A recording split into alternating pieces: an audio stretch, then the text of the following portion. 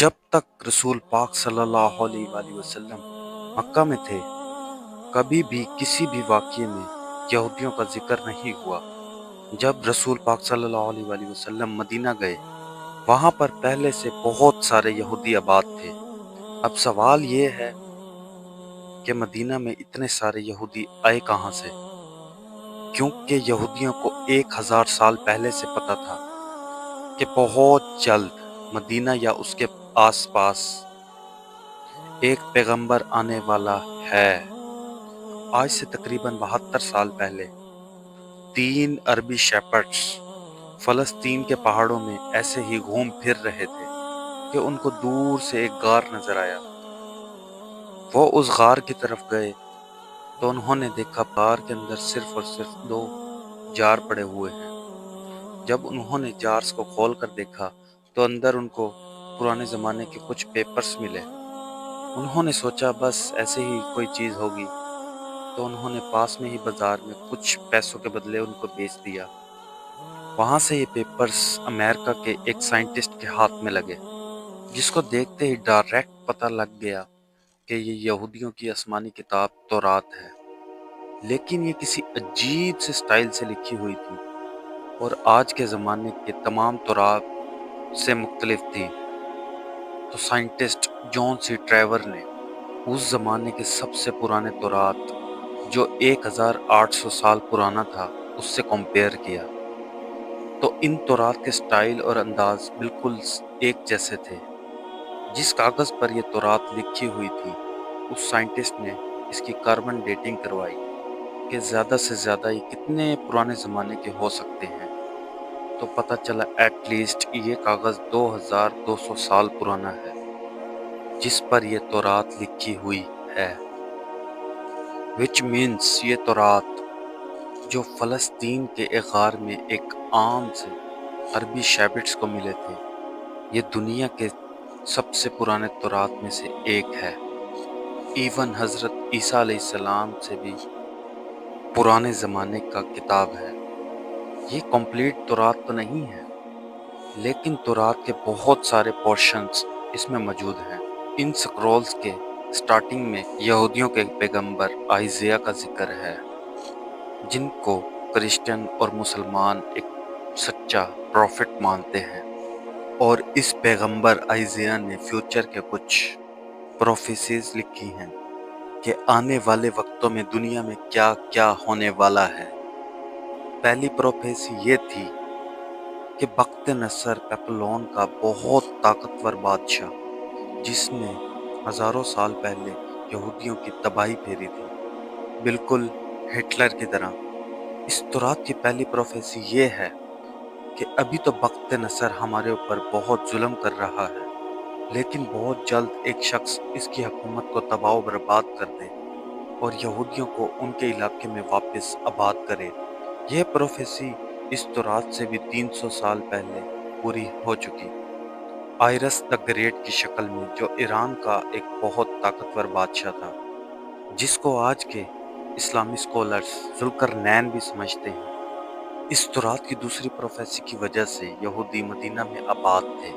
اس دنیا کے سب سے پرانے تورات میں پروفیسی کچھ ایسے ہے: دیکھو میرا غلام جسے میں قائم رکھتا ہوں، میں اپنی روح اس میں ڈالوں گا اور وہ دنیا میں انصاف قائم کرے گا، اور جب تک وہ دنیا میں انصاف قائم نہ کر دے وہ پیچھے نہیں ہٹے گا اور نہ اسے کوئی کچل سکے گا، اور میں بتوں کو اپنی تعریف چھیننے نہیں دوں گا۔ اور جن آبادیوں میں قیدار کے لوگ رہتے ہیں خوش ہو جائیں، قیدار اس کو یاد رکھیں۔ تیلا کے لوگ پہاڑ کے اوپر چڑھ کر خوشیوں کے نعرے لگائیں۔ اب سنیں، قیدار کے لوگ خوشیاں منائیں۔ قیدار کون ہے اور کہاں ہے؟ قیدار حضرت ابراہیم علیہ السلام کے بیٹے حضرت اسماعیل کے دوسرے بیٹے کا نام تھا، اور اس قیدار کے بچوں نے عرب میں ایک بہت بڑی سلطنت قائم کی، اور رسول پاک صلی اللہ علیہ وآلہ وسلم بھی اسماعیل کے اس بیٹے قیدار کی نسل میں سے تھے۔ اور دوسرا ذکر ہے بتوں کا۔ اس زمانے میں سب سے زیادہ عبادت بتوں کی عرب میں کی جاتی تھی۔ اب اس بات سے یہ تو کلیئر ہے کہ پیغمبر عرب میں آئے۔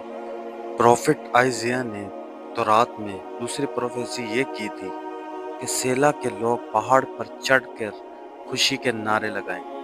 ये सेला लफ्ज़ तौरात में आज भी इसी तरह लिखा गया है। अब ये सेला अरब में किस जगह पर है? This is very interesting. मस्जिद नबवी के करीब तरीन पहाड़ों में से एक पहाड़ सेला भी है। मस्जिद नबवी से ये पहाड़ सिर्फ और सिर्फ 500 मीटर दूर है।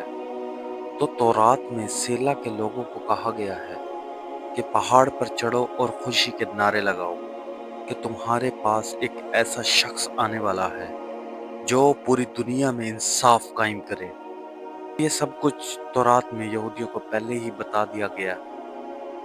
इस वजह से यहूदियों को पूरा अंदाज़ा था कि मदीना में एक पैगंबर आने वाला है। इसी वजह से यहूदी फ़लस्तीन से मदीना के आसपास शिफ्ट होना शुरू हो गए कि काश हम उस पैगंबर से मिल सकें।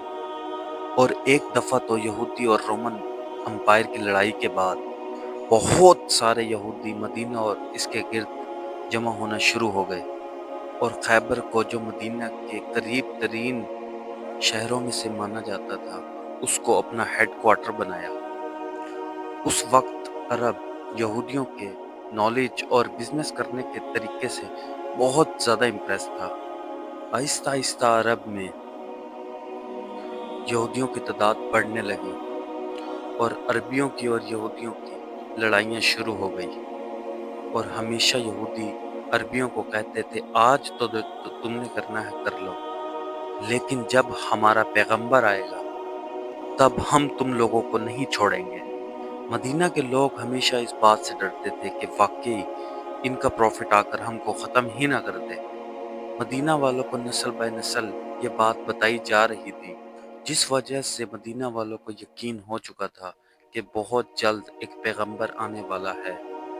इन सब के दरमियान मक्का से एक दिन एक आदमी मदीना की तरफ आया जिसका नाम था मसअब बिन उमैर।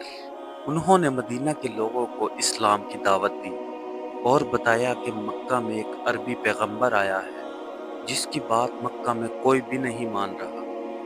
ये सुनकर मदीना वाले हैरान हो गए कि एक अरबी बोलने वाला पैगंबर हो सकता है, ये वही पैगंबर है जिससे यहूदी हमें बार बार डराते रहते हैं। तो मदीना वालों ने डायरेक्ट दुनिया में सबसे पहले इस्लाम कबूल कर लिया।